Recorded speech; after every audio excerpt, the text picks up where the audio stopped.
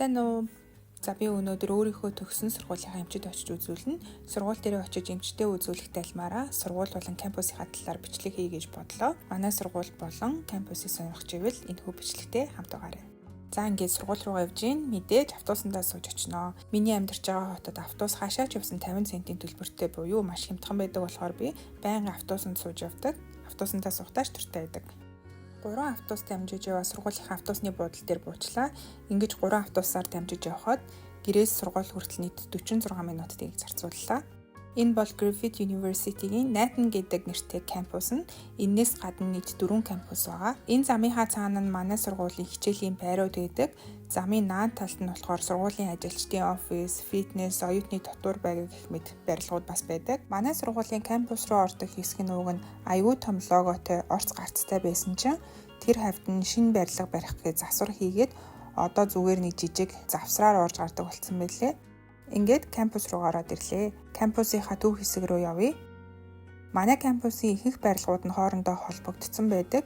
Энэ кампус дээр хэд хэдэн газар шинэ барилга барих гээд баахан газрыг хаагаад хашаа татаад кампусынхаа төв хэсэг рүү тойрж очдог болсон байна. За энд хоол иддэг, бас алкогол уух боломжтой оюутнуудын бар гэх юм уу, тийм газрын самбар харагдаж байна. Сургуулийнхаа талаар товч мэдээлэл өгөхөд Griffith их сургууль нь Queensland-ийн засгийн газрын санхүүжилтээр 1971 онд байгуулагдсан төрийн өмчит сургууль. Дэлхийд ранкаараа 200-аас 300 орчим дэрэмлэгддэг. 2024 оны байдлаар нийт 45,000 оюутан шинээр илсэн. 4,400 орчим ажилтнтай томоохон ажил олгогч байгууллагуудын нэг байгаа. Нийт оюутнуудынх нь 17 орчим хувь нь олон улсын оюутан байдаг. Тэгээд бизнес, хууль, эрүүл мэнд, инженер, урлаг, боловсрол, шинжлэх ухаан гэх мэт маш олон чиглэлээр оюутнууд сургадаг. Манай сургууль нийт 5 гол кампустай. Хамгийн сүүлд шинээр баригдсан кампус нь Gold Coast гээд Brisbane-аас нэг 70-80 орчим километрийн зайтай байдаг хотод байдаг. Тэнд ялгаагүй бүх төрлийн хичээл биетээр болон онлайнаар ордог. Миний энэ байгаа кампус нь болохоор Nathan гэдэг нэртэй кампус. Хамгийн анхны, хамгийн хуучин кампус нь байгаа. Энэ кампус миний мэдхээр бизнес, шинжлэх ухаан, технологийн оюутнууд нь хичээлдэг. South Bank буюу хотын төвд байдаг кампус нь болохоор урлагийн сургуулийн хүүхдүүдийн хичээлтэнд ордог. Манай сургууль өнгөрсөн жил Brisbane-ийн хуучин казиногийн барилгыг худалдаж авсан байлээ. Одоогоор тэрийгээ засж байгаа. 2027 оноос бизнес болон технологийн хичээлүүд нь тэнд орохоор төлөвлөж байгаа гэж сонссон. Энэ тэндгүй барилга барайл бас худалдаж аваад манай сургууль бол улам л томроод өргөжөөд байгаа юм байлээ. Кампус дээрээ 4-5 хоолны газартай. Тэгээд тэнд эмийн сан бас байгаа. Australia Post буюу шуудангийн газар байна. Дотроос хөөрхөн хөлсний юм зарчна. За ингээд кампусынхаа төв хэсэгт ирлээ. Энд дандаа нэг бүүт гаргаад ямар нэг клуб ч юм уу сургуулийн нэг үйлчлэгийг оюутнуудад түгээгээд мэдээлэл өгөөд байж идэг. Жишээ нь оюутнуудын CV-г засч өгдөг үйлчлэгээ үзүүлнэ. Эсвэл сэтгэл зүйн эрүүл мэндийн талаар сурталчилдаг бүүт мэдэр бас гарсан байдаг. Заримдаа зүгээр л бид нартай ирээд юу ч хамаагүй яар гэсэн бичгтээ бүгд хүртэл гарсан байдаг. Энэ нь оюутнуудынхаа сэтгэл зүйд анхаарч байгаа хэн нэгэнтэй ярих хэрэгцээг нь хангах үйлчилгээний нэг хэсэг юм шиг байлээ. Сургуулийнхаа төв хэсэгт бас нэг юм кофе шоптой. Би оюутан байхдаа хөвчлээ эндээс кофе, эсвэл сэндвич, тост идэр аваад идчихдэг гэсэн. За ингээд манай кампусын төв номын сантай танилцъя. Оронгууд зүүн хэсэгт нь оюутнуудад компьютерийн засвар, систем таандах, эрэх Wi-Fi холбогдох гэх мэт техникийн үйлчилгээ үзүүлдэг ажилтнууд байдаг. Цаад талд нь болохоор бүх төрлийн мэдээлэл өгдөг мэдээллийн ажилтнуудын суудаг хэсэг бас байна. Номын сангийн нэг давхарт оюутнууд өөрсдийн сургуулиас өгсөн нэвтрихнэр нууц үгээ хийгээд ашиглах боломжтой компьютерууд байдаг. Эндээ мөн багаараа ч юм уу найзуудаараа бөөндөө суугаад ярилцаад хичээлээ хийж болдог хэсэг байна. 2 давхар руу гарвал чимээгүй сууж хичээлээ хийдэг хэсэг байгаа. Мөн номнууд нь 2 давхартай байдаг. Уг нь 2 давхрын номын санд миний хамгийн дуртай хөлийн тавиуртай буудан байдیں۔ Би бичлэгийг нь хийхээ мартчихж зургийг нэнд оруулжээ.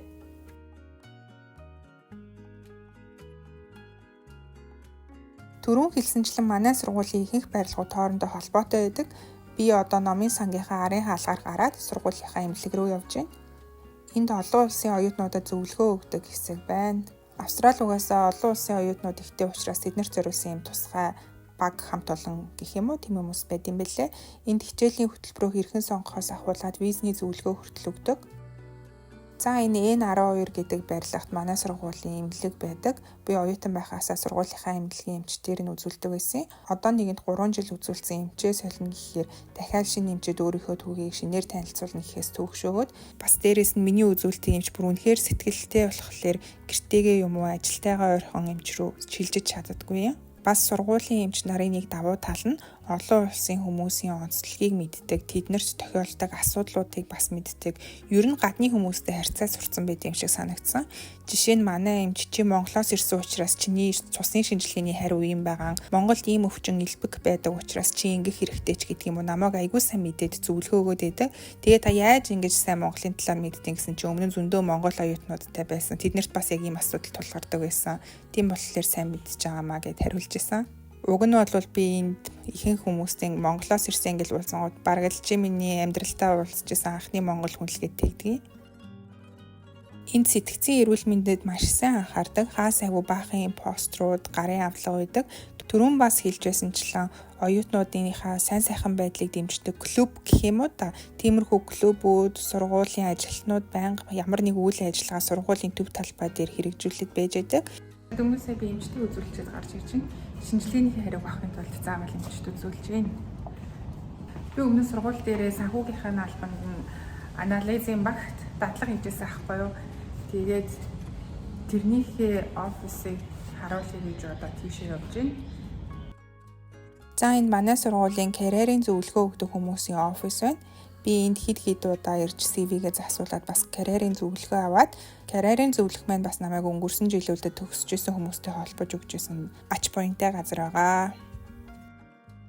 Энэ газар бас менторшип хөтөлбөр зохион байгуулдаг. Би тэр менторшип хөтөлбөрөөс ментортой болж аваад ментор маань намайг нэг хүнд танилцуулаад тэр хүн нь надад дадлага хийх газар буюу манай сургуулийн санхүүгийн албанд дадлага хийх боломжийг олгож ирсэн.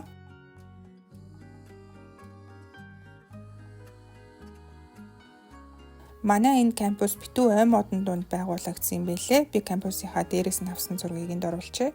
Ой модон дунд байдаг болохоор энд гүрвэл, кола эдэргээд янз бүрийн амьтад ихтэй. Би анх Австралид ирээд кампус дээр хамгийн анх удаа кола гэдэг амьтныг харж байсан. Тэр газар нь яг энэ байна. Энэ модны дээр унтаад байж байсан.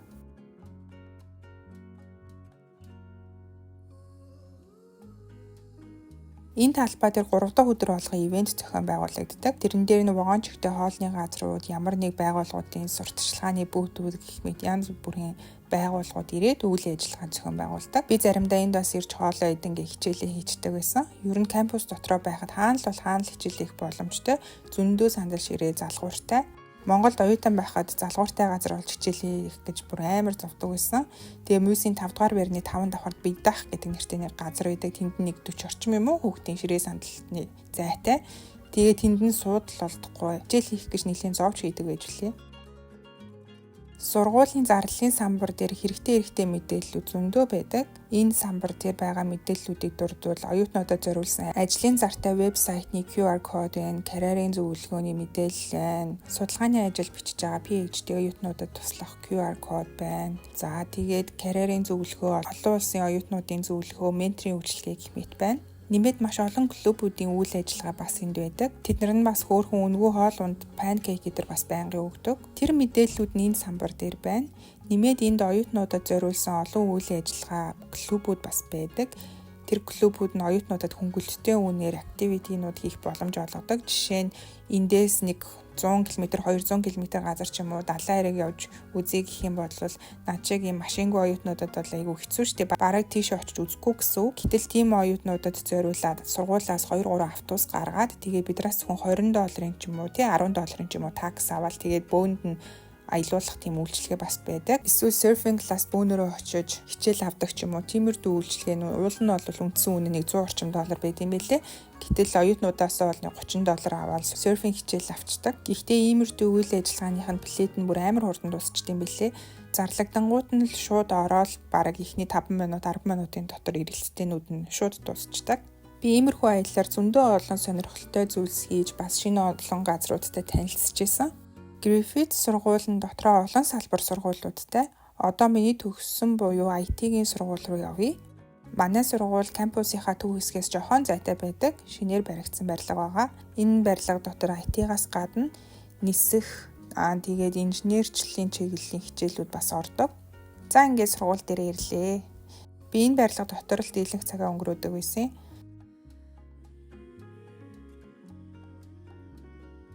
За сургууль руу би сургуулийнхаа тэг давхраас буюу хамгийн доод давхраас нь ороод ирлээ. Энэ давхарт инженерийн ажлуудаа хийдэг том лаборатори байдаг.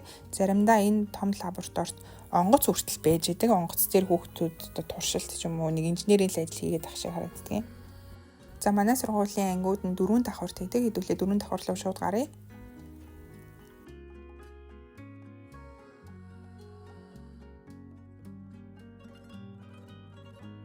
Анги болгон дотроо компьютертэй мэдээж проектор, самбар эдэр бас байгаа. IT-ийн сургууль болохоор компьютер л авах юм болно доо. Харин IT-гаас бусад сургуулиуд нь болохоор анги танхимаа арай өөрөөр тохижуулсан байдаг. Анги болгоныхоо үүдэнд ингээд хичээлийн хуваараа тавьчихдаг. Тэгэнгүүт нь хичээлгүй үед нь дуртай үедээ орж ирээд компьютерыг нь ашиглаад хичээлэх боломжтой. За ингээд цаашаа бол хичээлээ хийж суух, хоолоо идэх гэх мэт ямар ч байдлаар ашиглах боломжтой баахан ширээ сандал буудангууд байдаг. Бас эндээ жижигхэн галтгойтой хүргэгч, пэйж, цэвэршүүлсэн халуун хүүт уус гэд бүгд байгаа. Би дандаа гэрээсээ хоол авчираад энэ хүргэгчөнд хадгалж агаад тэгээ пэйжэнд нь хаалгаад идчихдэг байсан. Баруун талдаас компьютерийн лабораториуд өнгөрлөө. Чигээрээ яваад тэнд бас компьютерийн лабораториуд байгаа. За тэнд ариун цэврийн өрөө харагдаж байна. Давхар бүртээ ариун цэврийн өрөөтэй. За би нэг ангид орж үзүүлье.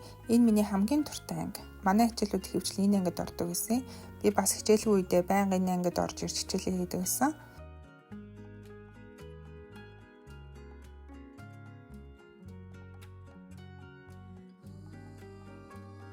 Энэ бүр яг миний суудаг байсан суудлал байна. Багшийн ширээний яг урд самбарынхаа хажууд нь бас проектор маш сайн харах боломжтой гэх мэт бүх талаараа бүр хамгийн сайхан суудлал.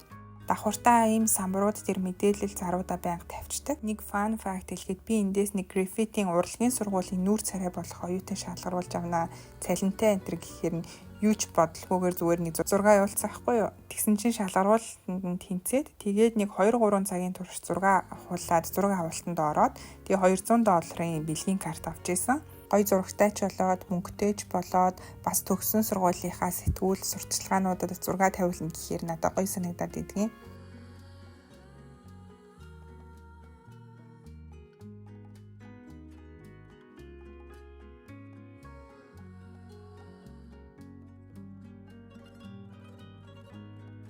За манай сургуулийн 5 давхар шинээр баригдсан сургууль байгаа. Манай кампусын зарим нэг барилгууд 1970 онд баригдсан нэлийн хуучин барилгууд байдаг. Миний мэдж байгаагаар манай энэ сургууль болохоор хамгийн шинэ юм шиг байлээ.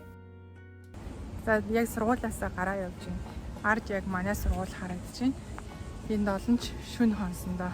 Яг шүн бол хоноогүй. Гэхдээ дандаа өөрөө нэг 4-5 ав гэж бол нэлээд тарьсан. Тэгэл энэ замаар ингэж алхаж байгаа л автобусны суугаал ярьдаг байж билээ.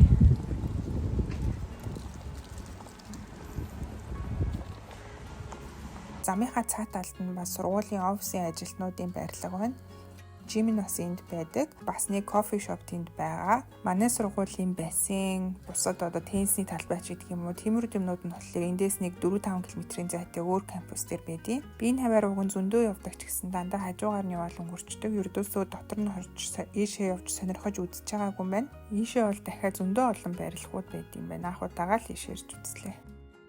За ингээд гэрлүүгээ харахаар автобусандаа суучлаа. Энэ манай сургуулийн хуучин орох хэсэг нь харагдаж байна. Барилгын ажил явагдаж байгаа болохоор замыг нь бас хаачиж. Замынхаа нөгөө талд бас баахан барилга байшин, машины зогсоол гэтэр байна. За би нэг иймэрхүү ой модон дунд байдаг сургуульд 2 жил сурч төгссөн байдаг юм аа.